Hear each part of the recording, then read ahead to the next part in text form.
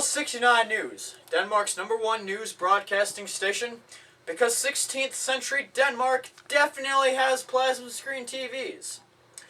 First, a word from tonight's sponsor, Potato. Makes the very popular iStone Generation 69 and bringing nourishment to you people since ever.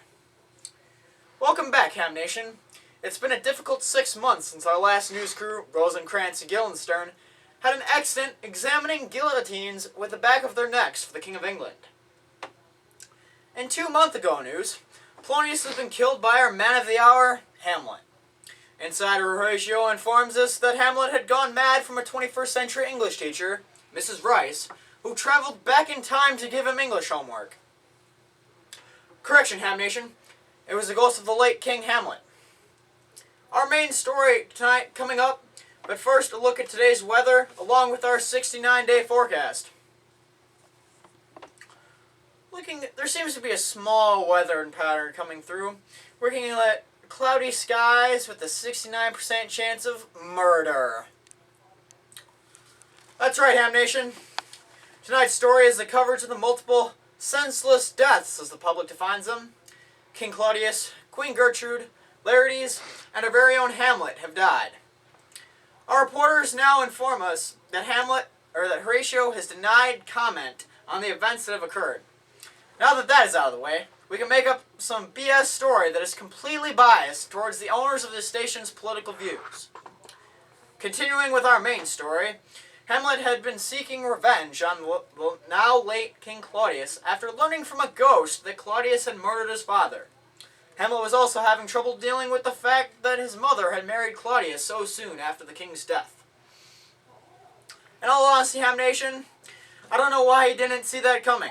For Pete's sake, you can hear the creaking of the beds all the way across town. The echo is so bad in Elsinore. In the past 6 months, Ham Nation, a lot has happened to our Hamlet.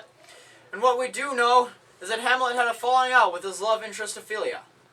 More on that gruesome tale tonight at 7 on Entertainment Denmark. In sports news tonight, your favorite sport turned deadly. Fencing is a common tradition for challenges in Denmark. But when someone dips the stick in poison, someone is going to die. Rumors swirl like the water flushes in our non-existent toilets about how Claudius had set up a match between Hamlet and Laertes in a show of fencing. In the scuffle of the match, both men had been cut by the poisoned sword and were doomed for death. With that new information, you might be curious, then how did the king and queen die then?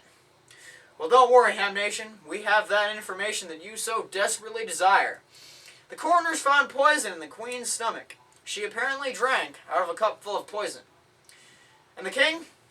While Hamlet was getting weaker from the poison, he stabbed Claudius with the poison-tipped sword and force-fed him the cup of poison, serving him some good old-fashioned poetic justice.